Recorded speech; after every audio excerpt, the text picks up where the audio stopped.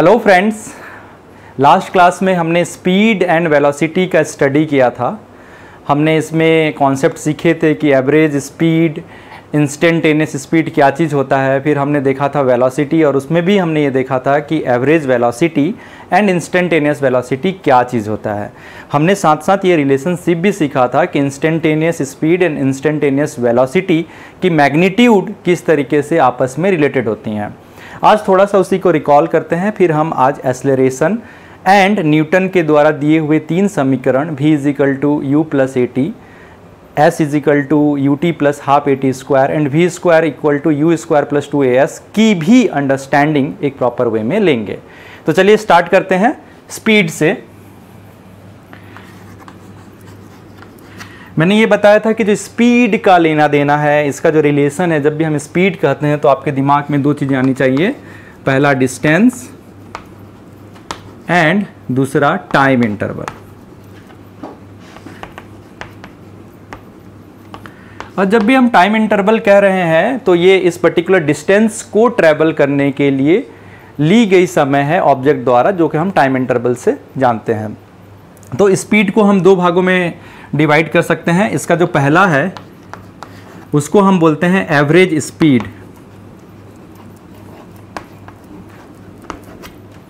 Average speed का मतलब होता है distance travelled by object from initial point to final point. मतलब जो दो पॉइंट की हम चर्चा कर रहे हैं उनके बीच ऑब्जेक्ट जितना डिस्टेंस ट्रेवल करता है वो लिखना है हमें अपॉन टाइम इंटरवल, जिसको हम डेल्टा टी कह रहे हैं। यहाँ पे जो डेल्टा टी है एक फाइनाइट टाइम है, जैसे कि 2 second, 30 minute, 15 minutes, 10 minutes, 1 hour, 2 hour, like this. मतलब एक फाइनाइट टाइम, बहुत ठीक ठाक क्वांटिटी है जिसको हम अंडरस्टैंड कर सकते हैं, समझ सकते हैं, मैथमेटिकली ड्रॉ कर सकते हैं डिस्टेंस एंड इसके बीच, डेल्टा टी के बीच ग्राफ लाइक दिस। तो ये एक एवरेज स्पीड का इस तरीके से फॉर्मूला हमारे पास समझ में आता है। और जो बचपन में हमने जो पढ़ा था स्पीड चाल बराबर दूरी बटा समय अंतराल, बेसिकली ये वही चीज़ है, एवरेज स्पीड है बेसिकली, जो हमने पढ़ा था बचपन में 5th क्लास में। इसके बाद इसका एक दूसरा भी पार्ट हमने 9th क्लास में पढ़ा है, जिसको हम instantaneous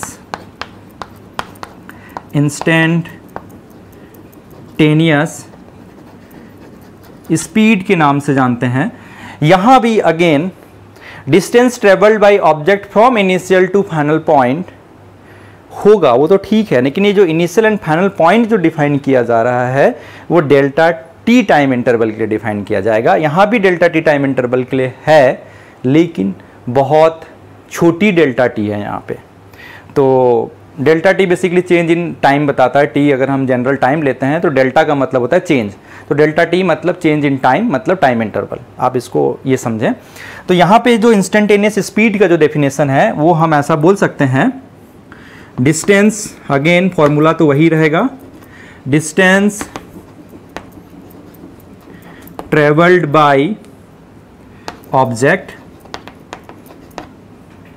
from initial point to final point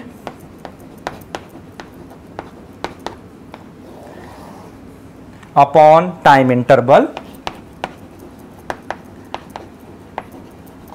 delta T. और ये जो डेल्टा टी है वो बहुत छोटी क्वांटिटी है, तो इसको हम इस तरीके से लिखते हैं, where delta T tends to 0। इसका मतलब होता है बहुत छोटी क्वांटिटी है डेल्टा टी, जिसका मतलब मैंने बताया था। इसको हम इनफाइनाइट सीमल टाइम इंटरवल भी बोल सकते हैं, इनफाइनाइट सीमल टाइम इंटरवल, मतलब बहुत छोटी क्वांटिटी, बहुत छोटी क्वांटिटी। इसको कैसे रिप्रेजेंट करते हैं, 0.0000 इनफाइनाइट जीरो, उसके बाद 1 लाइक दिस। इतनी छोटी क्वांटिटी, जस्ट एक मैथमेटिकल क्वांटिटी। उसके लिए जो ऑब्जेक्ट डिस्टेंस ट्रेवल करेगी उस छोटे टाइम इंटरवल के लिए। ये जो डिस्टेंस ट्रेवल हो रही है ये भी किसके लिए हो रही है? फॉर डेल्टा टी, इसके लिए हो रही है। ये भी किसके लिए है? For delta T. जिस डेल्टा टी के लिए आप बात कर रहे हैं उसी डेल्टा टी के लिए डिस्टेंस ट्रेवल्ड है। अगर आप छोटे टाइम इंटरवल के लिए बात कर रहे हैं तो छोटे टाइम इंटरवल के लिए डिस्टेंस, अगर आप बड़े टाइम इंटरवल के लिए बात कर रहे हैं, फाइनाइट टाइम इंटरवल के लिए बात कर रहे हैं तो फाइनाइट टाइम इंटरवल्स, मतलब like 1 second. Finite time interval कहने का मतलब like 1 second, 2 seconds, 3 seconds, 1 minute, 15 minute, 30 minutes, 1 hour, 1 day, like this. मतलब एक फाइनाइट जिसको हम मेजर कर सकते हैं। इनफाइनाइट सिंबल का मतलब इतनी छोटी क्वांटिटी जिसको अगर मैं मेजरमेंट करना चाहूँ तो मैं नहीं कर सकता। ये जस्ट एक मैथमेटिकल रिप्रेजेंटेशन है इसका। लेकिन जब ये दोनों मैथमेटिकल चीज़ें आपस में डिवाइड होती हैं तो एक हम ऐसा बोल सकते हैं कि एक फिजिकल चीज़ हमारे पास सामने निकल के आती है जिसको हम इंस्टेंटेनियस स्पीड कहते हैं, और इसको एक पर्टिकुलर टाइम के लिए हम डिफाइन करते हैं। क्यों? क्योंकि यहाँ पे टाइम इंटरवल तो टेंड्स टू 0 है। ये हमने कवर किया था स्पीड की क्लास में। उसी तरीके से नेक्स्ट होता है वेलोसिटी। वेलोसिटी बराबर होता है, इसका जो लेना देना है displacement, displacement of particle and time interval. मैंने इसको इसमें भी अगेन एक होगा average velocity,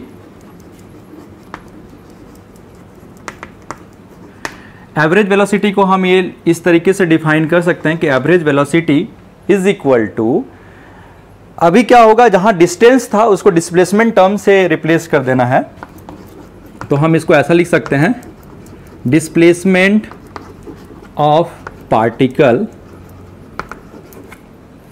from initial point to final point for delta T time interval. इस डेल्टा टी टाइम इंटरवल्स के लिए ही ये डिस्प्लेसमेंट देख रहे हैं पार्टिकल का अपॉन टाइम इंटरवल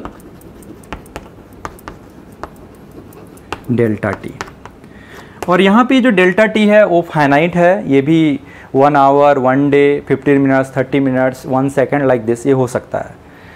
1 सेकेंड को इन जनरल प्रैक्टिकल पर्पजेस के लिए हम लोग बहुत छोटी क्वांटिटी मान सकते हैं, डिपेंडिंग ऑन द क्वेश्चन कैसा है उसके अकॉर्डिंगली वो फाइनाइट होगा कि इनफाइनाइट सिमल होगा, किस कैटेगरी में फॉल करेगा वो डिपेंड करेगा। जैसे अगर कोई ऐसी घटना है जिसको आपको 1 आवर में ऑब्जर्व करना है तो आप 1 सेकेंड को एक इनफाइनाइट सिमल क्वांटिटी मान सकते हैं। दैट इज नॉट इनफाइनाइट सिमल quantity but you can assume for all practical purpose.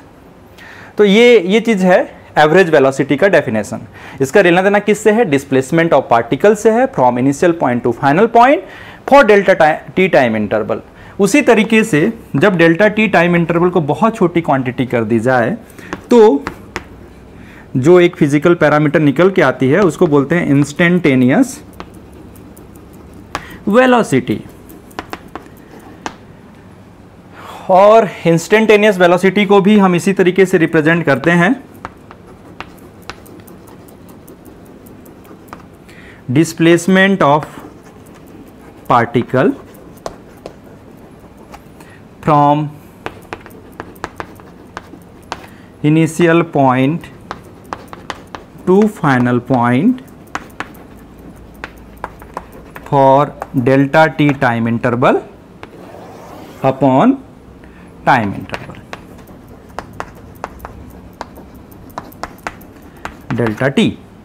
और ये जो टाइम इंटरवल की जो हम बात कर रहे हैं इंस्टेंटेनियस के लिए, वो बेसिकली क्या है? इंस्टेंटेनियस का मतलब मैं इस वेलोसिटी को एक पर्टिकुलर इंस्टेंट के लिए डिफाइन कर रहा हूं। इसका मतलब मेरा टाइम इंटरवल होना नहीं चाहिए, मतलब यहां पे जो टाइम इंटरवल रहेगा where delta T tends to 0।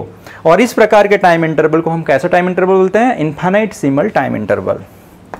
मतलब इनफाइनाइट सिमल टाइम इंटरवल, और जिसको मैथमेटिक्स में हम 11th में dt से रिप्रेजेंट करेंगे। This is the course of 11th, कैसे dt आता है लाइक दिस। तो ये चीज़ें हमने लास्ट क्लास में देखा था। इसमें साथ साथ हमने ये भी देखा था कि जो डिस्प्लेसमेंट है वो एक वेक्टर क्वांटिटी है। ये जो वर्ड डिस्प्लेसमेंट है वो एक वेक्टर क्वांटिटी है। वेक्टर क्वांटिटी का मतलब होता है जहां पे हम मैग्नीट्यूड एंड डायरेक्शन दोनों की बातें करेंगे, ये वैसी क्वांटिटी है। और वो भी एक साथ दोनों की बातें करेंगे। ऐसा नहीं कि एक बार डायरेक्शन की बात करेंगे, एक बार मैग्नीट्यूड की बात करेंगे, नहीं नहीं। जब भी हम डिस्प्लेसमेंट की बात करते हैं तो कौन से डायरेक्शन में डिस्प्लेसमेंट हुई है हम उसकी बात करते हैं। और डिस्प्लेसमेंट मतलब क्या बताया था? डिस्प्लेसमेंट मतलब दो पॉइंट को अगर एक स्ट्रेट लाइन से जोड़ दी जाए एंड फ्रॉम इनिशियल पॉइंट से फाइनल पॉइंट की और मेजरमेंट की जाए, मतलब डायरेक्शन उसका उस तरीके से रहे, तो जो लेंथ ऑफ स्ट्रेट लाइन होगा बिटवीन टू पॉइंट्स उसको हम डिस्प्लेसमेंट कहते हैं। And length of path between two points को हम डिस्टेंस कहते हैं। इतना चीज़ें हमने लास्ट क्लास में अंडरस्टैंडिंग ली थी।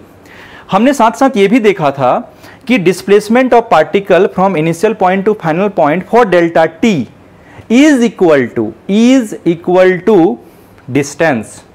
ये जो है ये वाली क्वांटिटी, ये जो क्वांटिटी आप देख रहे हैं, ये क्वांटिटी अगर एक छोटी सी डेल्टा टी के लिए हम अगर डिफाइन करें तो यही क्वांटिटी, चाहे मैं यहाँ पे डिस्प्लेसमेंट लिख दूं या डिस्टेंस लिख दूं, कोई फर्क नहीं पड़ता, क्योंकि ये इतनी छोटी क्वांटिटी होती है कि दोनों चीज़ों के लिए सेम होती है। इसलिए हमने ये भी डिफाइन किया था कि जो इंस्टेंटेनियस वेलोसिटी का मैग्नीट्यूड जो होता है वो इंस्टेंटेनियस स्पीड के बराबर होता है। क्यों बराबर होता है? उसके पीछे कहानी ये है कि displacement of particle from initial point to final point for delta T is equal to distance of particle from initial point to final point for delta T, where delta T is tends to 0। मतलब अगर बहुत छोटी quantity के लिए बात करें तो इसका मैग्नीट्यूड, इस डिस्प्लेसमेंट का मैग्नीट्यूड डिस्टेंस के बराबर होता है, बहुत छोटे डेल्टा टी के लिए। इस कारण से इंस्टेंटेनियस वेलोसिटी का मैग्नीट्यूड इंस्टेंटेनियस स्पीड के बराबर होता है। तो चलिए हम इसको इस तरीके से लिख सकते हैं। हम इस तरीके से लिख सकते हैं मैग्नीट्यूड, MAG का मतलब magnitude of instantaneous velocity is equal to instantaneous speed। और ऐसा क्यों हुआ? ऐसा इसलिए हुआ क्योंकि टाइम इंटरवल तो दोनों केस में सेम हो सकता है, लेकिन ऐसा इसलिए हुआ क्योंकि डिस्प्लेसमेंट ऑफ पार्टिकल का जो मैग्नीट्यूड है from initial to final point for that particular delta T वो सेम है डिस्टेंस के बराबर। उसका जो मैग्नीट्यूड है वो सेम है डिस्टेंस के बराबर, इस कारण से ऐसा हुआ। लेकिन what about average velocity case में? एवरेज वेलोसिटी का जो मैग्नीट्यूड है ये जरूरी नहीं है कि एवरेज स्पीड के बराबर ही हो। ऐसा केस हो सकता है कि दोनों बराबर हों, एवरेज स्पीड का मैग्नीट्यूड एवरेज वेलोसिटी के मैग्नीट्यूड के बराबर हो, ऐसा पॉसिबिलिटी है। लेकिन ऐसे ऑल केस में होना ये जरूरी नहीं है, एक इन जनरल फिनोमिना नहीं है। इन जनरल की बात कर रहा हूं, कोई ऐसा केस हो सकता है कि बराबर हो सकता है। इतनी अंडरस्टैंडिंग के बाद अब हम स्टार्ट करेंगे एक्सेलरेशन। फ्रेंड्स, अभी हम एक्सेलरेशन का स्टडी करेंगे।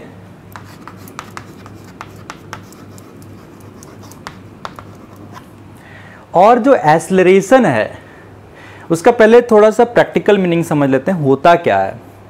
एक्सेलरेशन बेसिकली किसी पार्टिकल की वेलोसिटी चेंज करने के लिए पैरामीटर है, या ऐसा बोल रहे हैं कि जब किसी पार्टिकल की या किसी ऑब्जेक्ट की वेलोसिटी में कुछ चेंज हो रहा हो तो हम उसको एक्सेलरेशन से डिफाइन करते हैं।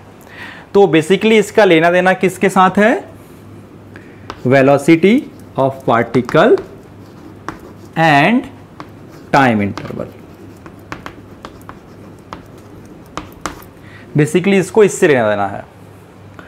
अगेन, जिस तरीके से वेलोसिटी दो प्रकार की होती है, average velocity and instantaneous velocity, उसी तरीके से एक्सेलरेशन भी दो प्रकार की होती है। एक होता है एवरेज एक्सेलरेशन,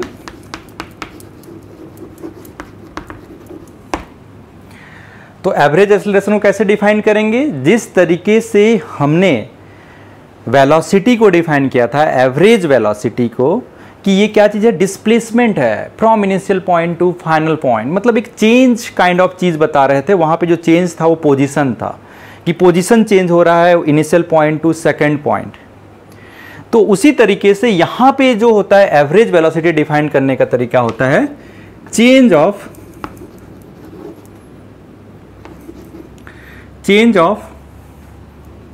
वेलोसिटी। अब चेंज ऑफ जब वेलोसिटी कह रहे हैं, इसका मतलब final velocity minus initial velocity, ये ध्यान रखिएगा, upon time interval delta T. और ये जो चेंज इन वेलोसिटी है या change of velocity for delta T, इसके लिए डिफाइन किया जा रहा है।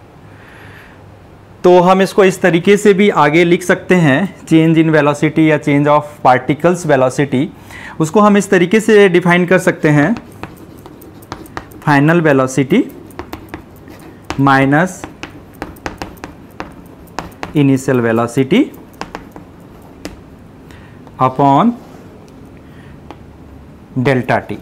ये जो टाइम इंटरवल है वो यहाँ पे डेल्टा टी है।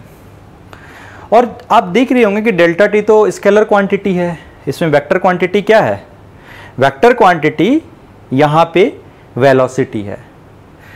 इसका मतलब इसके मैग्नीट्यूड के साथ साथ डायरेक्शन की भी बात करनी पड़ेगी। सिमिलर फैशन यहाँ पे भी एवरेज एक्सेलरेशन में हम मैग्नीट्यूड के साथ साथ डायरेक्शन की भी बातें करेंगे, क्योंकि जो एक्सेलरेशन है वो वेक्टर क्वांटिटी है। वेक्टर क्वांटिटी कहने का मतलब हम मैग्नीट्यूड के साथ साथ डायरेक्शन की भी बात करेंगे, ये आपको ध्यान में रखनी है। तो इस तरीके से हम एवरेज एक्सेलरेशन को डिफाइन किया करते हैं। ठीक उसी प्रकार इसका एक दूसरा पार्ट भी होगा, उसको हम लिख सकते हैं इंस्टेंटेनियस एक्सेलरेशन। दूसरा पॉइंट इंस्टेंटेनियस एक्सेलरेशन। अब इसका क्या मीनिंग है? सिमिलर फैशन में हम इस डेफिनेशन को लिख सकते हैं, change in velocity of particle for delta T. एक डेल्टा टी के लिए जो पार्टिकल की वेलोसिटी चेंज हो रही है, अर्लियर भी यही डेफिनेशन था कि चेंज ऑफ वेलोसिटी, मैं वहां पे पार्टिकल नहीं लिखा था बट चीजें सेम ही थी, upon time interval delta T, like this. हम इसको ऐसा ले सकते हैं यहाँ पे, लेकिन डेल्टा टी का एक स्पेसिफिक मीनिंग है, where delta T tends to zero. बहुत छोटी क्वांटिटी है, इनफाइनाइटेसिमल क्वांटिटी है, बहुत छोटी क्वांटिटी है टाइम इंटरवल्स, और उसके लिए हम इंस्टेंटेनियस एक्सेलरेशन को डिफाइन कर रहे हैं। अगेन जिस तरीके से जब भी हम वेलोसिटी कहते हैं तो वहाँ हमें इंस्टेंटेनियस वेलोसिटी से लेना देना रहता है। जब हम इंस्टेंटेनियस स्पीड बोलते हैं तो वहाँ बेसिकली हम इसको समटाइम्स स्पीड से भी रेफर करते हैं। उसी तरीके से जब भी हम फिजिक्स में बोलेंगे किसी पार्टिकल का एक्सेलरेशन इतना है उतना है, तब हमें ये ध्यान रखना होगा कि हम लोग बेसिकली इंस्टेंटेनियस एक्सेलरेशन की बात कर रहे हैं। इसको समटाइम्स हम सिंपली एक्सेलरेशन टर्म यूज़ करते हैं, तो ये ध्यान रखिएगा। तो इसका जो डेफिनेशन है लाइक दिस, और यहाँ पे ये जो छोटी क्वांटिटी मिल रही है इसको हम बोलते हैं इनफाइनाइटेसिमल टाइम इंटरवल।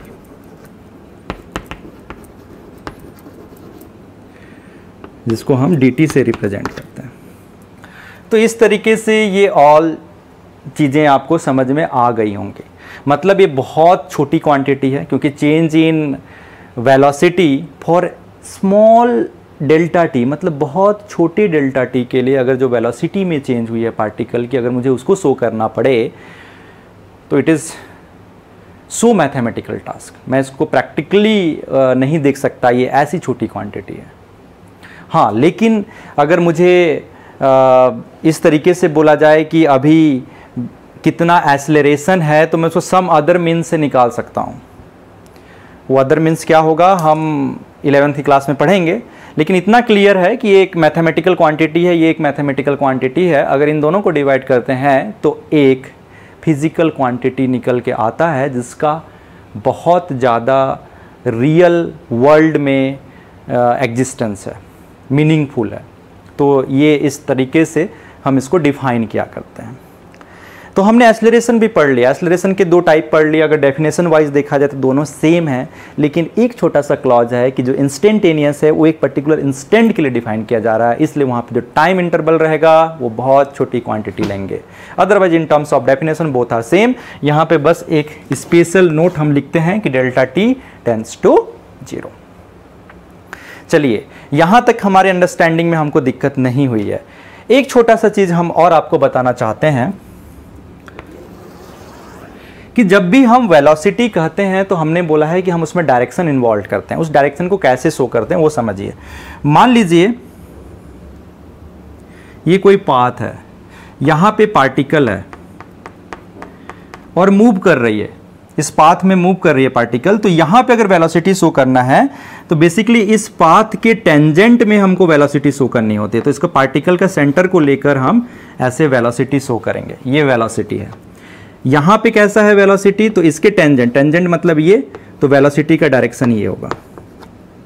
ये ध्यान रखिएगा, मतलब जो वेलोसिटी होता है ऑलवेज जिस पाथ पे वो है वहाँ पे टेंजेंट के डायरेक्शन में वेलोसिटी का डायरेक्शन होता है।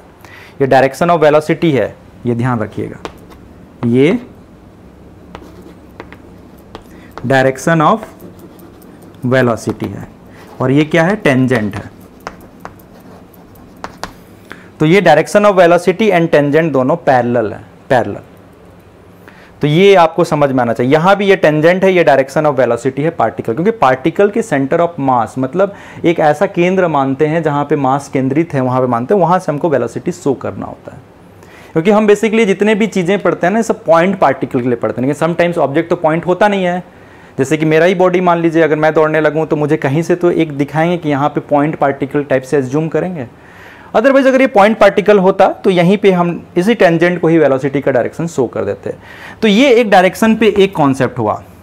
डायरेक्शन पे एक दूसरा कॉन्सेप्ट भी होता है कि समटाइम्स हम ऐसे रेफरेंस फ्रेम सेट करते हैं, एक को हम एक्स वाई इस तरीके से डायरेक्शन बताते हैं। और मान लीजिए कि पार्टिकल t = 0 समय पे यहाँ है और पार्टिकल t = कोई समय t पे यहाँ पे है। मतलब ये कौन सा पॉइंट हो गया, इनिशियल पॉइंट। अगर हम इसको डिफाइन करें तो ये इनिशियल पॉइंट हो गया और ये क्या हो गया, फाइनल पॉइंट। अगर इस तरीके से इनिशियल एंड फाइनल पॉइंट है तो आप देख रहे होंगे कि पार्टिकल इस तरीके से मूव कर रहा है और इस तरीके से मूवमेंट को हम बोलेंगे positive X direction, positive X direction. Particle जो है एक्स डायरेक्शन में मूव कर रहा है, वो भी पॉजिटिव एक्स डायरेक्शन में मूव कर रहा है। आप देख रहे होंगे कि उसका इनिशियल पॉइंट लेफ्ट की ओर है एंड फाइनल पॉइंट राइट की ओर है, तो इसको हम क्या बोलेंगे, पॉजिटिव एक्स डायरेक्शन। सिमिलरली मान लीजिए पार्टिकल यहाँ पे है, इनिशियल पॉइंट और फाइनल पॉइंट यहाँ पे है, तो पार्टिकल कैसे मूव कर रहा है, लाइक दिस। तो इस तरीके से मूवमेंट को हम बोलेंगे पॉजिटिव वाई डायरेक्शन। इस टाइप से मूवमेंट को हम बोलेंगे पॉजिटिव वाई डायरेक्शन। अगर मान लीजिए पार्टिकल यहाँ पे है इनिशियल पॉइंट और फाइनल पॉइंट ये है, ये इसका ये इनिशियल था, ये फाइनल था, इसका ये इनिशियल है, ये फाइनल है, तो पार्टिकल अभी कैसे मूव कर रहा है, ऐसा। तो इस डायरेक्शन को बोलेंगे नेगेटिव वाई डायरेक्शन, इसको बोला जाएगा नेगेटिव वाई डायरेक्शन। ये जरूरी नहीं है कि एक्सिस पे ही पार्टिकल का मूवमेंट हो, कहीं भी हो। अगर पैरेलल टू वाई एक्सिस है ध्यान रखिएगा पैरेलल टू वाई एक्सिस है एंड डायरेक्शन इस तरीके से है कि फाइनल इनिशियल टू फाइनल अगर चेक करें तो अगर नेगेटिव वाई डायरेक्शन में है तो ये नेगेटिव वाई डायरेक्शन, अगर पॉजिटिव डायरेक्शन में है तो पॉजिटिव वाई डायरेक्शन। उसी तरीके से अगर पॉजिटिव एक्स डायरेक्शन में है तो positive X direction, negative X direction में है तो नेगेटिव एक्स। इंपॉर्टेंट क्या है, parallel to X and parallel to Y, ये आपको चेक करना है, तभी आप एक्स एंड वाई वाला डायरेक्शंस यूज कर सकते हैं। अदरवाइज आप ऐसा बोल सकते हैं कि कोई पार्टिकल ऐसा भी मूव कर सकता है। ये मान लीजिए इनिशियल पॉइंट है और ये मान लीजिए फाइनल पॉइंट है, तो आप ऐसा बोल सकते हैं कि इस डायरेक्शन पे, इनिशियल टू फाइनल इस डायरेक्शन पे आई टू एफ के लाइन ज्वाइनिंग में आई टू एफ है डायरेक्शन। लेकिन आई टू एफ को अगर मोर प्रेसाइज आप बोलेंगे तो कोई एंगल यहाँ पे थीटा देंगे कि एक्स एक्सिस से, पॉजिटिव एक्स एक्सिस से थीटा डिग्री पे है। आप देख रहे होंगे कि ये पॉजिटिव एक्स डायरेक्शन है, अगर मैं इसको इस टाइप से लूँ तो ये पॉजिटिव एक्स डायरेक्शन होगा, वहाँ से थीटा डिग्री पे डायरेक्शन है। आप ऐसा भी कई बार डिफाइन करते हैं, तो that is depend on this. हम और 11वीं क्लास में कुछ वेक्टर के फॉर्म में भी डिफाइन करेंगे, लेकिन अभी फिलहाल वेक्टर पर ध्यान मत दीजिए, क्योंकि आपका क्लास में अभी सिंपल हमें एक्स एंड वाई डायरेक्शन वाला ही हम ज़्यादातर प्रॉब्लम सॉल्व करेंगे, क्योंकि ये 10th है, इसमें बहुत ज़्यादा आपने बेसिक्स अभी पढ़ा नहीं है वेक्टर्स की, तो हम उतना नहीं जाएंगे। बस इतनी ध्यान रखिएगा, पॉजिटिव एक्स मतलब लाइक इस टाइप से लेफ्ट की ओर आई रहेगा और फाइनल पोजीशन जो रहेगा राइट की ओर रहेगा, उसको हम पॉजिटिव एक्स बोलेंगे, क्योंकि हम इस डायरेक्शन में जा रहे हैं, इसको हम पॉजिटिव एक्स बोलते हैं कोऑर्डिनेट सिस्टम में। और इस डायरेक्शन को, इसको हम बोलते हैं नेगेटिव एक्स, ये जो होता है वो नेगेटिव एक्स होता है, ये होता है नेगेटिव वाई। तो इस डायरेक्शन पे जब होगा तो नेगेटिव वाई, मतलब इनिशियल टू फाइनल अगर इस डायरेक्शन में तो negative Y, initial to final इस डायरेक्शन में तो positive Y, initial to final इस डायरेक्शन में तो पॉजिटिव एक्स, अगर इनिशियल टू फाइनल इस डायरेक्शन में है तो नेगेटिव एक्स। तो ये डायरेक्शन को हम ऐसा भी शो करेंगे, कई बार मैं ऐसे डेफिनेशंस का भी यूज करूंगा, तो आइए ये आपको ध्यान रखना है। चलिए, हमने एक्सेलरेशन भी देख लिया, हमने डायरेक्शंस भी समझ लिए, हमने वेलोसिटी के रिप्रेजेंटेशन भी समझ लिए कि पाथ में किस तरह से रिप्रेजेंट होता है।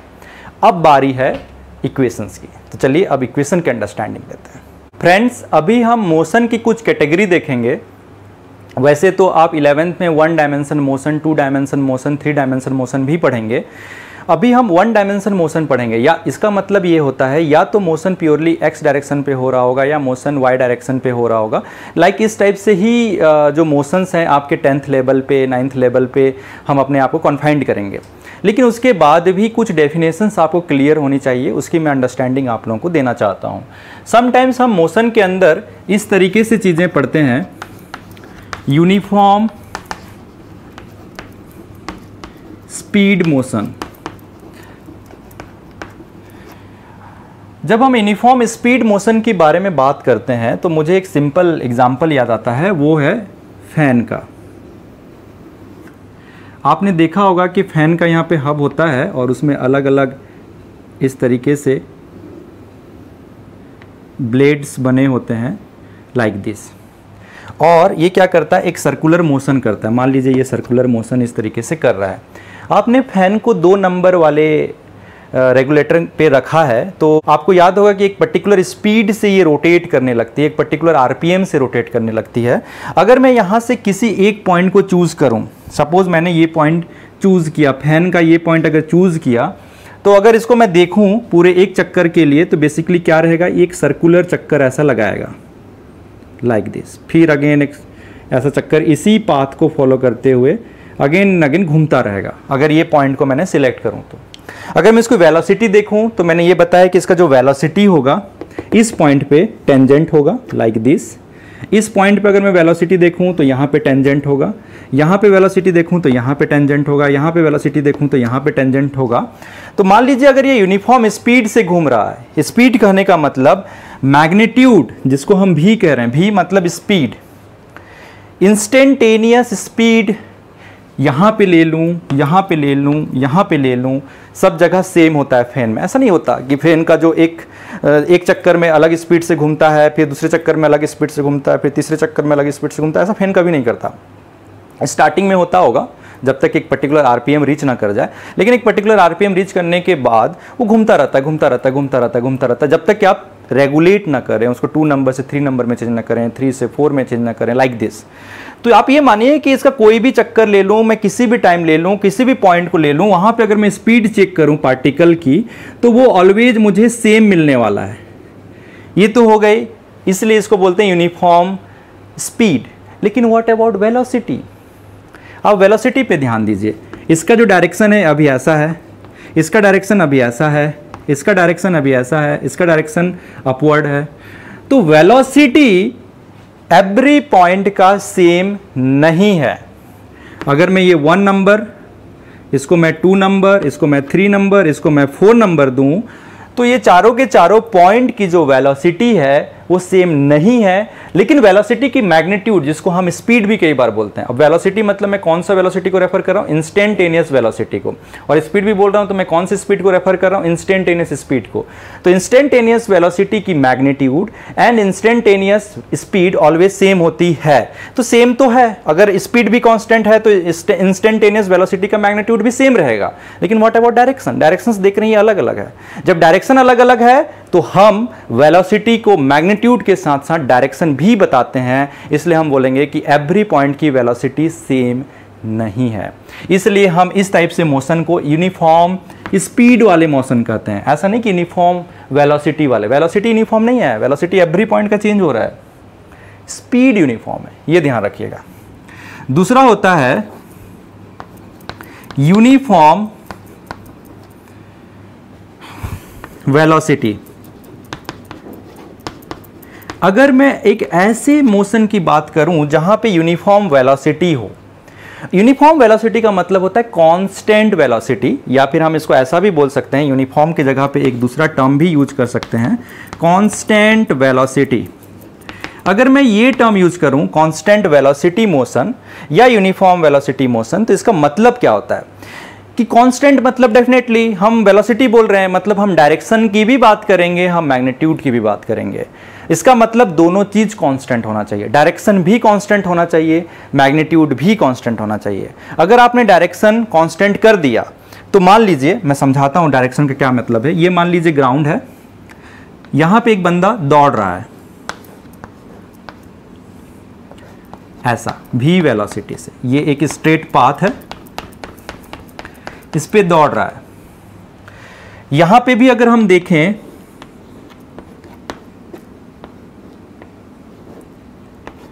यहां पे भी v वेलोसिटी से दौड़ रहा है। v वेलोसिटी अगर मैं दोनों जगह v लिख रहा हूं, इसका मतलब दोनों के मैग्नीट्यूड सेम है, दोनों के डायरेक्शन सेम है। आप देख रहे हैं ये बंदा इधर ही की ओर दौड़ रहा था एक स्ट्रेट लाइन में, यहां पे भी एक स्ट्रेट लाइन में दौड़ रहा है। मान लीजिए कि इसके डायरेक्शन को शो करने के लिए मैं x और y, मैं ये बोलता हूं कि जो इस बंदे की वेलोसिटी पॉइंट नंबर 1 पे, ये पॉइंट नंबर 1 ले लेते हैं, जो मैग्नीट्यूड है वो v है, magnitude of v is equal to v, and इसका अगर डायरेक्शन देखें तो ये है पॉजिटिव x डायरेक्शन, यहां पे point number 1। What about point number 2? अगर मैं पॉइंट नंबर 2 भी बोलूं तो मुझे यही नजर आ रहा है कि magnitude of v vector is equal to v, and direction of v vector अगर मैं देखूं तो पॉजिटिव x। यहां तक बंदे का जो मोशन है वो है यूनिफॉर्म वेलोसिटी मोशन। क्यों? क्योंकि मैग्नीट्यूड भी सेम है, डायरेक्शन भी सेम है, पॉजिटिव x तो पॉजिटिव x। लेकिन बंदा थोड़े देर बाद कुछ ऐसा हुआ कि एक मैं तीसरा पॉइंट देख रहा हूं। तीसरे पॉइंट में मैंने क्या देखा कि जो बंदा है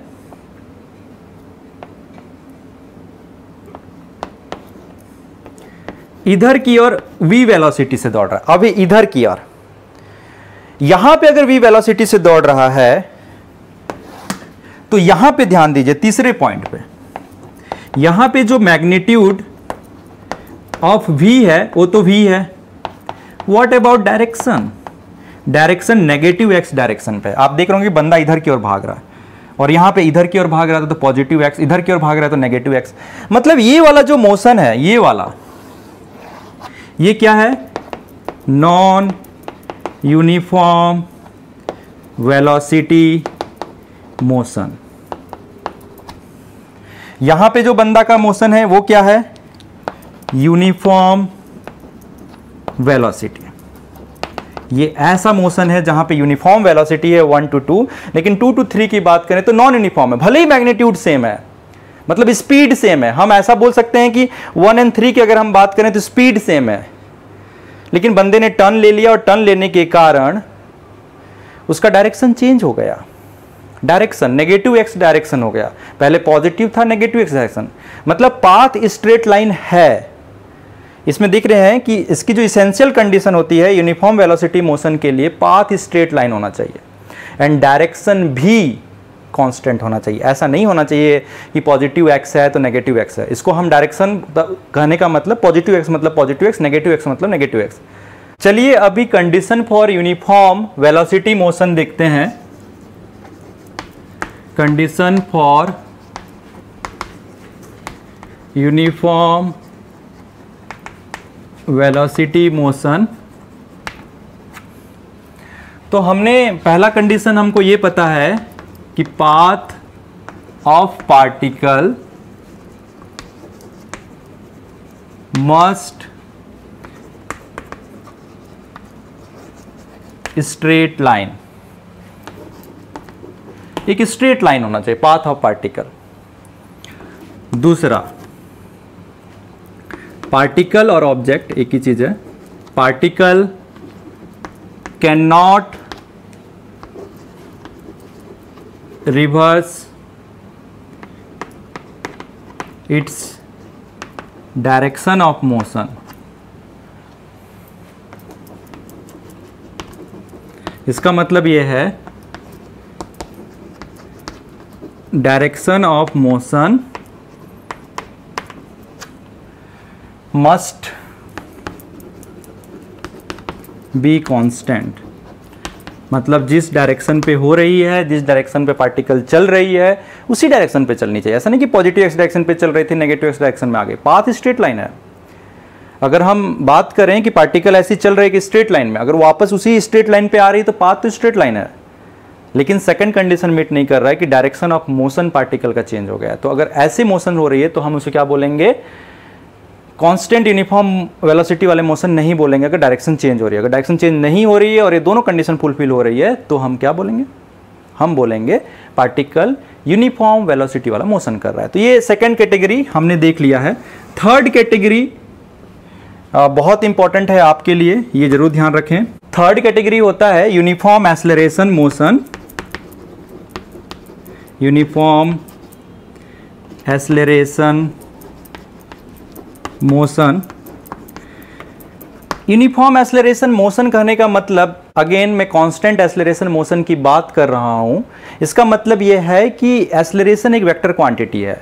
अगर मैं मैग्नीट्यूड बोलूं तो भी कांस्टेंट, डायरेक्शन बोलूं तो भी कांस्टेंट। मतलब डायरेक्शन ऑलवेज जिस डायरेक्शन पे लग रही है एक्सेलरेशन, उसी डायरेक्शन पे थ्रू आउट लगेगी। जैसे इस चौक को मैं फेंका, तो चौक को जब ऊपर हम फेंकते हैं तो उसमें बेसिकली क्या है, या बॉल को हम ऊपर फेंकते हैं वर्टिकली ऊपर, तो इसमें इस प्रकार की मोशन होती है कि स्टार्टिंग में बॉल का जो मोशन है वर्टिकल अप होता है, लेकिन बॉल एक मैक्सिमम हाइट अटेन करने के बाद डाउनवर्ड आती है। लेकिन what about acceleration due to gravity, जिसको हम जी से लिखते हैं। जी ऑलवेज नेगेटिव डायरेक्शन पे पुल करता है, डाउनवर्ड डायरेक्शन पे बॉल पे हमेशा लगता है, चाहे अप मोशन कर रही हो चाहे डाउन मोशन कर रही हो। तो इस तरीके से मोशन को हम बोलते हैं कांस्टेंट एक्सेलरेशन मोशन। तो condition for uniform acceleration motion जो है, कंडीशन फॉर कांस्टेंट और यूनिफॉर्म एक्सेलरेशन मोशन, उसके लिए पहला कंडीशन है जो कि बहुत सफिशिएंट कंडीशन है, वो ये होनी चाहिए, acceleration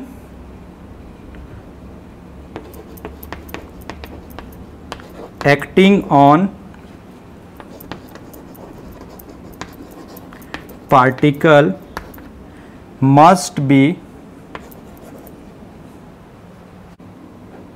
in constant direction, must be act in constant direction। ये एक कंडीशन सफिशिएंट है। जो पाथ की हम बात कर रहे हैं, पाथ स्ट्रेट लाइन भी हो सकती है। इस कंडीशन में पाथ स्ट्रेट लाइन भी हो सकती है एंड कर्व भी हो सकती है। तो हम ऐसा लिख सकते हैं, path can be straight line और कर्व्ड, दोनों चीज हो सकता है। पाथ स्ट्रेट लाइन भी हो सकती है, कर्व्ड भी हो सकती है। तो ये दो इंपॉर्टेंट चीजें हैं, वो आपको ध्यान रखना है। सबसे इंपॉर्टेंट चीज है कि acceleration acting on particle must be act in constant direction, एक ही डायरेक्शन पे वर्क करना चाहिए। या तो पॉजिटिव एक्स है तो पॉजिटिव एक्स, नेगेटिव एक्स है तो नेगेटिव एक्स, पॉजिटिव वाई है तो पॉजिटिव वाई, नेगेटिव वाई है तो नेगेटिव वाई, एक डायरेक्शन, ओनली एक डायरेक्शन। ऐसा अगर आपका एक्सेलरेशन वर्क कर रहा है तो हम यूनिफॉर्म एक्सेलरेशन मोशन करेंगे। वहाँ पे पाथ की चर्चा नहीं करेंगे कि पाथ स्ट्रेट लाइन है कि कर्व्ड है, anything, may be straight line, may be curved, हो सकता है। प्रोजेक्टाइल मोशन जो हम पढ़ेंगे 11th में, प्रोजेक्टाइल मोशन में जो एक्सेलरेशन लगता है वहाँ पे भी कांस्टेंट एक्सेलरेशन लगता है। लेकिन व्हाट अबाउट पाथ? पाथ वहाँ पे कर्व्ड होता है, पैराबोलिक शेप का होता है। अगर हम फ्री फॉल की बात करें, ये देखिए ऐसा, तो यहाँ पे जो पाथ है वो स्ट्रेट लाइन में है, यहाँ पे भी कांस्टेंट एक्सेलरेशन का काम कर रहा है। तो हम कुछ भी बोल सकते हैं। आपने देखा होगा क्रिकेट में जब बॉल बल्ले से जाती है तो उसका जो मोशन होता है वो कैसा होता है? प्रोजेक्टाइल मोशन का होता है। वहाँ पे भी कांस्टेंट एक्सेलरेशन है, एक्सेलरेशन ड्यू टू ग्रेविटी ही वहाँ पे है, लेकिन वो कैसा मोशन है? कर्व्ड मोशन है। तो इस केस में दोनों चीज पॉसिबल है, कर्व्ड भी हो सकता है, स्ट्रेट। लेकिन यूनिफॉर्म वेलोसिटी वाले मोशन में क्या होगा? स्ट्रेट पाथ होगा ही, बिना स्ट्रेट पाथ के तो पॉसिबल नहीं है, क्योंकि वेलोसिटी का डायरेक्शन कांस्टेंट करना मतलब मुझे स्ट्रेट पाथ लेना पड़ेगा। क्योंकि जो वेलोसिटी है ऑलवेज पाथ की किसी पॉइंट को अगर मैं चूज करूं तो वहां पे टेंजेंशियल वर्क करती है, तो उसको अगर कांस्टेंट बनाना है तो मुझे स्ट्रेट पाथ लेना ही पड़ेगा। तो this is all about motion कैसा होता है। अब इसी यूनिफॉर्म एक्सेलरेशन मोशन जब कोई स्ट्रेट पाथ में ट्रेवल करता है तो उसके लिए हम वो इक्वेशन लिखा करते हैं। चलिए अब उसकी अंडरस्टैंडिंग लेते हैं। फ्रेंड्स, हमने 9th की क्लास में 3 बेसिक इक्वेशन पढ़े थे। मैं इसको लिखते हुए बहुत एनर्जेटिक फील कर रहा हूँ, क्योंकि मुझे भी 9th की याद आ रही है। ये हम पढ़ा करते थे कि v is equal to you plus A T, पहला, s is equal to U T plus half A T square, तीसरा v square is equal to you square plus 2as। ये इक्वेशन तो हम पढ़ लेते हैं, हम याद भी कर लेते हैं, सब चीज़ कर लेते हैं, लेकिन जब इसकी एप्लीकेशन की बारी आती है तो हमारी बेसिक अंडरस्टैंडिंग नहीं होने के कारण हम इसको अप्लाई नहीं कर पाते। तो इसके लिए क्या बेसिक अंडरस्टैंडिंग है, क्या कंडीशंस हैं, चलिए उसकी चर्चा करते हैं। तो मैं 1 by 1 कॉन्सेप्ट की चर्चा करूंगा। ये जो इक्वेशन है इसमें पैरामीटर्स की पहले डिस्कशन कर लें कि हम क्या कह रहे हैं। तो v का मतलब है फाइनल वेलोसिटी, u का मतलब है इनिशियल वेलोसिटी, a का मतलब है एक्सेलरेशन, और कौन सा एक्सेलरेशन है? ये इंस्टेंटेनियस एक्सेलरेशन है, या एवरेज एक्सेलरेशन भी मान सकते हैं। यहाँ पे इंपॉर्टेंट रहेगा कि इंस्टेंटेनियस एक्सेलरेशन माने। t का मतलब है time interval. This is not a single time, ये टाइम इंटरवल को रिप्रेजेंट कर रहा है, क्योंकि t इज इक्वल टू 0 लेते हैं तो नेक्स्ट जो t इक्वल टू t लिखते हैं दैट इज टाइम इंटरवल। तो ये इस तरीके से s जो है, s समटाइम्स इसको लोग डिस्टेंस कह देते हैं, ये डिस्टेंस नहीं है, ये डिस्प्लेसमेंट है, ये ध्यान रखिएगा। This is not distance, this is displacement of particle from initial point. ये भी इंपॉर्टेंट है, फ्रॉम इनिशियल पॉइंट।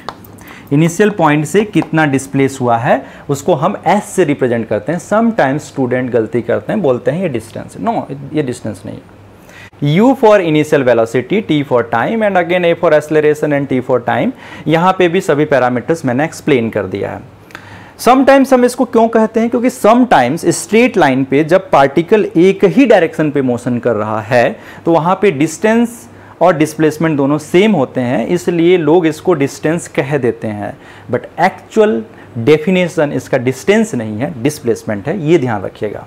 ये मेरा पहला पॉइंट आपको बताने का था। इसमें दूसरा पॉइंट, इस इक्वेशन को अप्लाई कब करना है?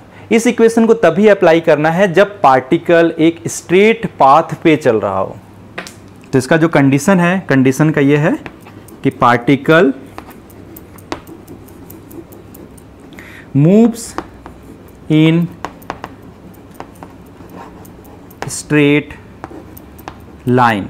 जब पार्टिकल स्ट्रेट लाइन में मूव कर रहा है तो इसको अप्लाई करना है। अगर पार्टिकल स्ट्रेट लाइन में मूव नहीं कर रहा है तो इसको अप्लाई नहीं करना है। जैसे फॉर एग्जांपल, अगेन ये जो बंदा है ये दौड़ रहा है, ऐसा दौड़ रहा है, एक स्ट्रेट पाथ है ये, तो मैं इसमें अप्लाई कर सकता हूं। लेकिन एक और कंडीशन है, उसको भी फुलफिल होना चाहिए। अगर वो फुलफिल नहीं हो रहा है तो नहीं अप्लाई कर सकते। वो कंडीशन क्या है? वो ये है कि acceleration of particle must be constant.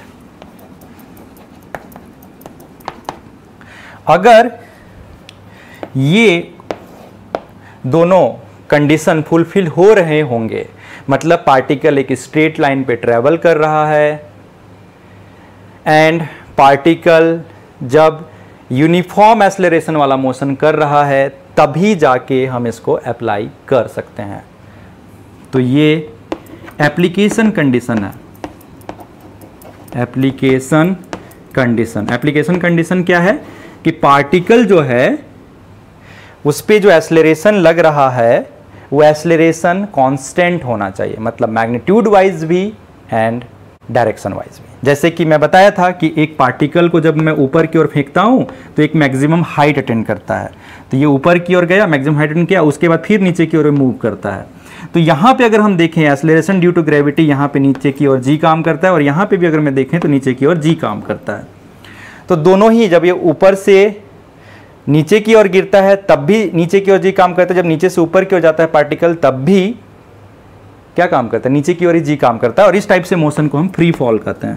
तो फ्री फॉल वाला जो एग्जांपल है वो बेसिकली क्या है, कांस्टेंट एक्सेलरेशन वाला मोशन वाला एग्जांपल है ये। और ऐसे केस में हम इसको अप्लाई कर सकते हैं। तो इसको अप्लाई करने का क्या तरीका है कि पार्टिकल एक स्ट्रेट लाइन में मूव करना चाहिए, दूसरा acceleration of particle must be constant.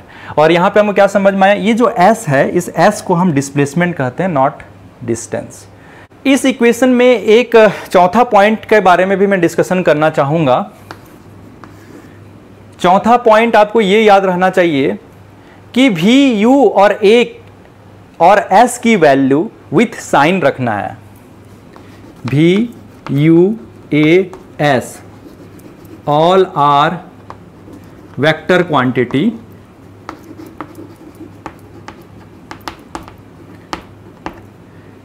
hence put value of all parameter with proper sign। ये एक इंपॉर्टेंट चीज है। इसका मतलब क्या है, इसको एक्चुअली वेलोसिटी लिखना चाहिए मुझे with vector sign like this. इसका अगर मैं सही रिप्रेजेंटेशन बोलूं तो मैं इस तरीके से लिखता हूं। इसका ये सही representation, actual representation, velocity equal to u plus at। यहां मैंने इसको मैग्नीट्यूड के फॉर्म में लिखा था और मेरे दिमाग पे मैं एक चीज लेके चल रहा था, अगर मैं इसके ऊपर वेक्टर नहीं लिखता हूं तो मैं उसके साथ साइन के साथ चीजों को लिखूंगा। साइन के साथ चीजों को लिखूंगा कहने का मतलब, मान लीजिए ये रेफरेंस फ्रेम आपने ऐसा सेट किया। अगर आपने रेफरेंस फ्रेम ऐसा सेट किया तो आप ये मानेंगे कि अगर पार्टिकल इस डायरेक्शन पे वेलोसिटी कर रहा होगा, मूव कर रहा होगा, तो उस डायरेक्शन पे जो जो चीजें लगेंगी उसको मैं पॉजिटिव लिखूंगा। फॉर एग्जांपल मैंने बॉल को ऊपर की ओर फेंका, तो यहां पे जो इनिशियल वेलोसिटी है वो तो पॉजिटिव है क्योंकि वो पॉजिटिव वाई डायरेक्शन पे ही है। लेकिन व्हाट अबाउट जी? जी जो है वो नीचे की ओर है, मतलब जो एक्सेलरेशन है वो है माइनस जी। एक्सेलरेशन है माइनस जी। तो उस तरीके से आपको इस फॉर्मूले को पुट करना है। इस फॉर्मूले में कैसे पुट करना है, आपको सबसे पहले एक रेफरेंस फ्रेम सेट करना होगा। इसको हम बोलते हैं रेफरेंस फ्रेम। एक रेफरेंस फ्रेम सेट करना है और उसमें देखना है कि किस डायरेक्शन पे मोशन हो रहा है, किस डायरेक्शन पे वेलोसिटी है, किस डायरेक्शन पे एक्सेलरेशन है with respect to this reference frame, और उसके अकॉर्डिंगली यहां पे वैल्यू को प्लस माइनस रखना है। तो ये थी चौथी पॉइंट जो कि बहुत इंपॉर्टेंट है और यहीं पे स्टूडेंट्स मिस्टेक कर जाते हैं। वो प्रॉपर उसके साइन के साथ चीज़ों को नहीं रखते हैं और ये इक्वेशन को गलत सलत लिख डालते हैं। तो ये ऐसे नहीं अप्लाई करना है, ये चौथा पॉइंट भी है, ध्यान रखना है। तो बेसिकली इस इक्वेशंस पे आपको 4 पॉइंट याद रखना है। पहला, ये s जो है वो डिस्प्लेसमेंट है, डिस्टेंस नहीं है। दूसरा, ये जो पूरा इक्वेशन है एक स्ट्रेट लाइन के लिए होता है, लेकिन साथ ही साथ वहाँ पे कंडीशन है कि acceleration of particle must be constant, मतलब एक पर्टिकुलर डायरेक्शन पे एक पर्टिकुलर वैल्यू पे लगनी चाहिए, उस पर जितने भी एक्सेलरेशन है पूरे मोशन में, इंटायर मोशन में, तभी मैं इस फॉर्मूला को लगा सकता हूँ। और तीसरा, जब मैं इस फॉर्मूला को अप्लाई कर रहा हूँ तो जो वैल्यूज रखनी है v, u, s, क्योंकि ये वेक्टर क्वांटिटी है, इसलिए इनको मुझे प्रॉपर साइन के साथ यहाँ पे चीज़ों को रखना होगा। अगर मैं नहीं रखा तो गड़बड़ हो सकता है मामला। तो यहाँ पे अगर मैं v को लिखूँ तो बेटर रहेगा मैं इस तरीके से इसको रिप्रेजेंट करूँ तो ज़्यादा अच्छा रहेगा कि ये वेक्टर क्वांटिटी है। तो ये थी हमारी अंडरस्टैंडिंग इस न्यूटन के इक्वेशंस के लिए, जो 3 इक्वेशंस हमने पढ़ी है। एक लास्ट अंडरस्टैंडिंग लेंगे हम लोग कि व्हाट इज रिलेटिव वेलोसिटी। तो चलिए रिलेटिव वेलोसिटी स्टार्ट करते हैं।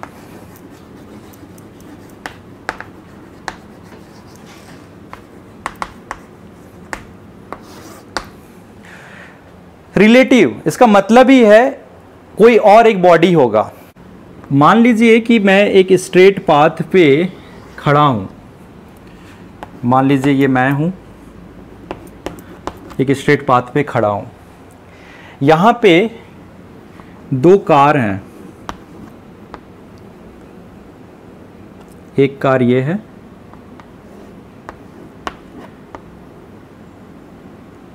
एंड दूसरा कार ये है। ये दोनों कार इस डायरेक्शन पे मूव कर रहे हैं और दोनों की जो वेलोसिटी है v1 इज इक्वल टू, मैं इसको वेक्टर क्वांटिटी के साथ लिखना चाहता हूँ, 40 किलोमीटर पर आवर। ये तो मैंने मैग्नीट्यूड लिखा। अब मुझे चाहिए एक डायरेक्शन, तो मैं बोलूँगा मेरे सामने तरफ। तो ये थोड़ा मज़ेदार टर्म्स नहीं होते हैं, तो हम क्या करते हैं, यहाँ पे एक रेफरेंस फ्रेम सेट कर देते हैं x, y। तो ये क्लियर है कि पॉजिटिव x डायरेक्शन पे। तो ये लिखना फिजिकली या मैथमेटिकली हमें ज़्यादा अच्छा लगता है, तो हम ये लिखेंगे कि पॉजिटिव x डायरेक्शन। ये कार 1 की वेलोसिटी है। और यहाँ पे भी अगेन अगर मैं वेलोसिटी बोल रहा हूँ, मतलब मैं एक particular time, suppose t is equal to 0 की बात कर रहा हूँ, पर्टिकुलर टाइम के लिए मैं वेलोसिटी डिफाइन कर रहा हूँ, मतलब ये इंस्टेंटेनियस वेलोसिटी है, ध्यान रखिएगा। यहाँ पे अगर मैं बात करूँ v2 is equal to 30 kilometre प्रति घंटा है और ये जो है ये भी पॉजिटिव x डायरेक्शन पे है। दोनों पॉजिटिव x डायरेक्शन पे है और ये दोनों वेलोसिटी के फॉर्म में है। जब भी हम इस तरीके से वेलोसिटी कहा करते हैं कि velocity of car, velocity of particle, velocity of this that, इसका एक सिंपल मीनिंग होता है।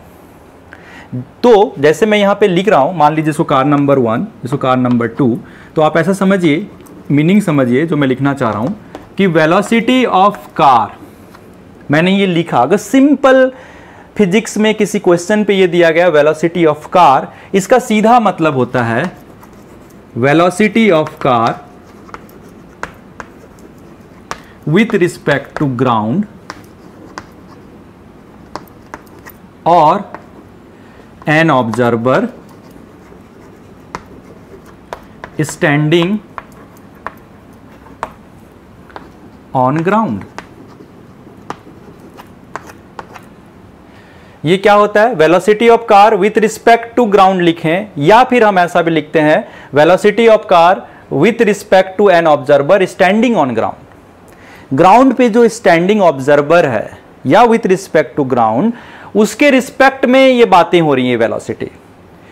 हमेशा जब भी आप वेलोसिटी टर्म यूज करते हैं, जब आप बोलते हैं किसी पार्टिकल का मोशन हो रहा है, तो ये जो जितने चीज़ें बताई जाती है ना, एक्सेलरेशन बताई जाती है, वेलोसिटी बताई जाती है, ये किसके रिस्पेक्ट में हो रही है, ये बड़ा इंपॉर्टेंट होता है।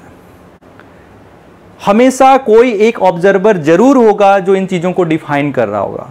तो वेलोसिटी एक्सेलरेशन में ऑब्जर्वर का बड़ा इंपॉर्टेंट रोल है कि वो कैसे देख रहा है चीज़ों को। तो ये आप ज़रूर ध्यान रखें, उसके अकॉर्डिंगली डायरेक्शंस डिसाइड होती हैं, और चूंकि डायरेक्शंस उसके अकॉर्डिंग डिसाइड होती हैं, इसलिए अब हम ऐसा बोल सकते हैं कि वेलोसिटी जो हम मैग्नीट्यूड के साथ साथ डायरेक्शन बोलते हैं, चूंकि डायरेक्शन चेंज हो सकती है किसी ऑब्जर्वर के रिस्पेक्ट में, तो हम ऐसा बोल सकते हैं कि वेलोसिटी भी चेंज हो जाएगी। इसलिए वेलोसिटी जब भी बोला जाए तो आप ध्यान रखिएगा विथ रिस्पेक्ट टू हम ग्राउंड की बारे में बात कर रहे हैं या ऑब्जर्वर स्टैंडिंग ऑन ग्राउंड। ये एक हिडन वर्ड छुपा रहता है, इसमें ऐसा जरूरी नहीं कि ऑलवेज आपको डिस्क्राइब करे। तो इस तरीके से जो v1 लिखा गया है उसको समटाइम्स हम लिखते हैं velocity of one with respect to ground. इसको लिखने का तरीका ऐसा भी है, या तो हम सिंपली v1 लिखते हैं या v1 with respect to ground, हम ऐसा लिखा करते हैं, या लैप फ्रेम भी बोलते हैं इसको, समटाइम्स लैप फ्रेम भी बोलते हैं। ये भी वर्ड किसी किसी स्टैंडर्ड बुक में आपको मिल जाएगा, लैप फ्रेम भी कहा जाता है इसी चीज को। तो ये हो गया velocity of car 1 with respect to ground. उसी तरीके से velocity of car 2 with respect to ground, उसको भी हम ऐसा कहेंगे। नाउ ये जो रिलेटिव वेलोसिटी है वो क्या चीजें समझते हैं हम, इसको अब ऐसा बोलेंगे कि velocity of car 1 with respect to car 2। Car 2 के रिस्पेक्ट में अगर वेलोसिटी ऑफ कार 1 देखें तो क्या है, इसका मतलब ये जो ऑब्जर्वर है अब यहां से उठ के यहां पे आ गया। अब ये जो ऑब्जर्वर है अब यहां पे खड़ा हो गया, यहां पे बैठ गया इस कार पे, ऐसा यहां पे बैठ गया, और यहां से बैठने के बाद जब ये इसको देखेगा तो ये तो अपने आप को मोशन कर रहा है ऐसा एज्यूम ही नहीं करेगा, वो बोलेगा मैं स्टेशनरी हूं, अपने आप को एज्यूम करेगा स्टेशनरी हूं। उस कारण से जो इसकी वेलोसिटी है इसको दे देगा, लेकिन नेगेटिव डायरेक्शन में। तो इसकी वेलोसिटी, नेट वेलोसिटी कितनी हो जाएगी, नेट वेलोसिटी हो जाएगा v1 vector minus v2 vector, क्योंकि नेगेटिव डायरेक्शन पे दिया इसने अपनी वेलोसिटी को, अपने आप को स्टेशनरी माना। अपने आप को स्टेशनरी कब मानेगा, जब इसको एक नेगेटिव वेलोसिटी मिलेगी इस डायरेक्शन में। अगर ये 30 किलोमीटर प्रति घंटा की स्पीड से पॉजिटिव एक्स डायरेक्शन में चल रहा है, अगर मैं इसको 30 किलोमीटर प्रति घंटा नेगेटिव एक्स डायरेक्शन में दे दूं तो अपने ये जीरो हो जाएगा, क्योंकि एक प्लस है दूसरा माइनस है, तो प्लस माइनस मिलके जीरो हो जाएंगे। उसी तरीके से ये अगर एक 30 किलोमीटर है तो इसको एक नेगेटिव मिलेगा माइनस 30 किलोमीटर का, तो ये इसकी हो गया। तो अब क्या बोलेगा ये बंदा को ऐसा लगेगा जैसे कि ये 10 किलोमीटर प्रति घंटा की स्पीड से चल रहा है। इस पर्टिकुलर एग्जांपल के लिए, 40 kilometre per hour minus 30 kilometre per hour, और डायरेक्शन क्या है, पॉजिटिव एक्स। ऐसा इसको फील होगा, ये पॉजिटिव एक्स डायरेक्शन ऐसा फील होगा।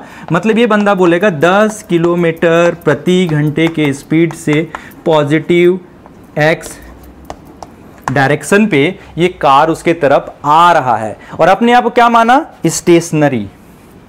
ये अपने आप को क्या माना, स्टेशनरी।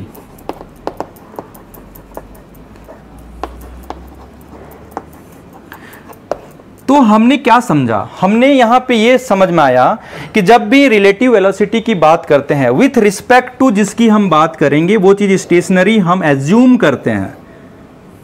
अब चूंकि अर्थ तो ऑलवेज स्टेशनरी रहता है, कोई डिफिकल्टीज नहीं है, लेकिन अगर कार है तो कार तो मूव भी कर सकता है, स्टेशनरी भी हो सकता है, दोनों चीज हो सकता है। ये हो सकता है कि कार चले ही ना, और हो सकता है चल रहा है, दोनों चीजें हो सकता है। तो अगर चल रहा है तो with respect to that car अगर हम बात करेंगे तो उसकी जो वेलोसिटी है उसकी नेगेटिव वेलोसिटी इस बंदे को दे दिया जाएगा, सिंपल। और वो अपने आप को स्टेशनरी बनाए, क्योंकि अपने आप को स्टेशनरी अगर उसको बनाना है, एज्यूम करना है, तो जितनी वेलोसिटी है उसकी नेगेटिव वेलोसिटी, क्योंकि ये 30 अगर पॉजिटिव है तो नेगेटिव एक्स डायरेक्शन पे उसको 30 किलोमीटर प्रति घंटे की स्पीड से चलाना होगा, मतलब ऐसा एज्यूम करेगा। तो इसको अगर माइनस नेगेटिव दे रहे हो तो इसको भी नेगेटिव देना पड़ेगा, सेम चीजें देनी पड़ेगी। तो ये 40 माइनस 30 हो गया।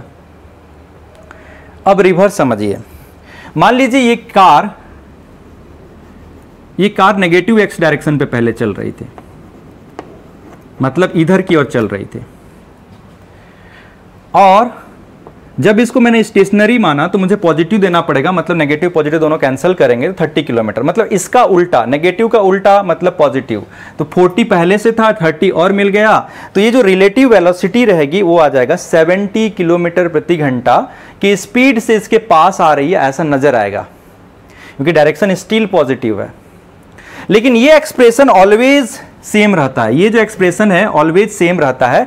जब भी हम वेलोसिटी को लिखते हैं तो विथ प्रॉपर साइन लिखा करते हैं, ये ध्यान रखिएगा, वेलोसिटी को विथ प्रॉपर साइन लिखा करते हैं। तो ये v1 और v2 दोनों को ही विथ प्रॉपर साइन लिखेंगे कि पॉजिटिव x तो पॉजिटिव, नेगेटिव x तो नेगेटिव। तो ये चीजें आपको ध्यान रखनी होगी। तो अगर ये नेगेटिव x है, अगर ये दे दिया गया तो पहले से एक नेगेटिव और, तो नेगेटिव नेगेटिव पॉजिटिव, तो यहाँ पे 70 किलोमीटर प्रति घंटा की स्पीड से आएगा। ठीक उसी तरीके से हम कार 2 को कार 1 के रिस्पेक्ट में डिफाइन कर सकते हैं। अगर मैं इसको कार 2 का वेलोसिटी देखूं, velocity of car 2 with respect to car 1, अगर मैं ऐसा देखूं तो ये 2 हो जाएगा और यहां पे 1 हो जाएगा। तो मैं उसको भी लिख देता हूं, ध्यान दीजिए, हम इसको इस तरीके से भी लिखा करते हैं, लिखने के टर्म पे है velocity of 1 with respect to 2, ये ऐसा डिफाइन हुआ है। अगर हम इसको ऐसा लिखें कि velocity of 2 with respect to 1, तो ये ऐसा लिखेंगे velocity of 2 with respect to ground minus velocity of 1 with respect to ground. तो ये स्टैंडर्ड लिखने का तरीका होता है, ये आप इसको ध्यान रखें।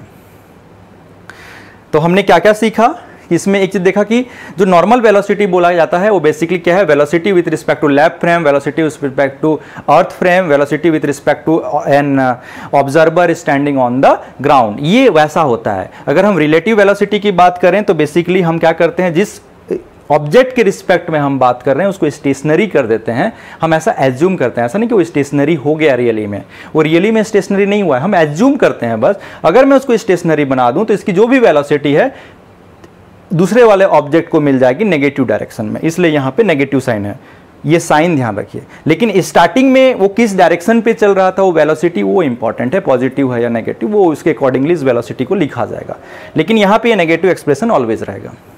तो this is all about relative velocity. तो फ्रेंड्स, नेक्स्ट क्लास में हम वेलोसिटी ऑफ इमेज की चर्चा करेंगे। हमारा जो 10th का सिलेबस है, हमने वेलोसिटी के लिए इनफ डेरिवेशंस देख चुके हैं, इनफ अंडरस्टैंडिंग कर चुकी है, अब और केवल रह गया है वेलोसिटी ऑफ इमेज की अंडरस्टैंडिंग लेना। तो वहाँ पे मैं इस रिलेटिव कॉन्सेप्ट को यूज़ करूँगा। वहाँ पे एक मिरर की वेलोसिटी होती है, एक ऑब्जेक्ट की वेलोसिटी होती है। मैं ऐसा मानूंगा कि जैसे मिरर स्टेशनरी है तो उसकी पूरी वेलोसिटी को नेगेटिव डायरेक्शन में मैं ट्रांसफ़र कर दूंगा ऑब्जेक्ट को। तो ये ध्यान रखिए कि what is relative velocity. Relative velocity में जिसके रिस्पेक्ट में हम निकालते हैं वेलोसिटी, उसको स्टेशनरी कर देना। इसका इस पूरे एक्सप्रेशन का बॉटम लाइन ये है कि उसको स्टेशनरी कर देना, करना नहीं, डायरेक्टली फिजिकली पकड़ के नहीं कर देना, एजम्पशन लेना। अगर हम उसको स्टेशनरी कर देते हैं तो उसकी पूरी वेलोसिटी को नेगेटिव डायरेक्शन में दूसरे को दे दिया जाता है।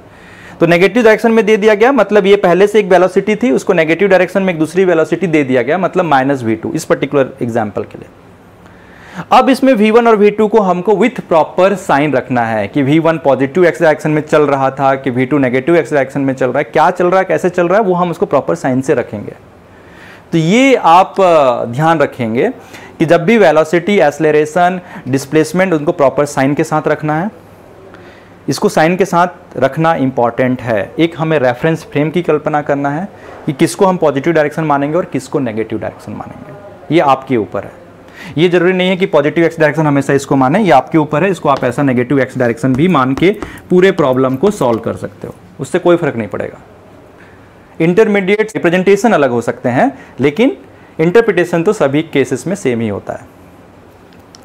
तो कॉन्सेप्ट कॉर्नर पे बने रहें, एंजॉय करिए फिजिक्स को। Thank you.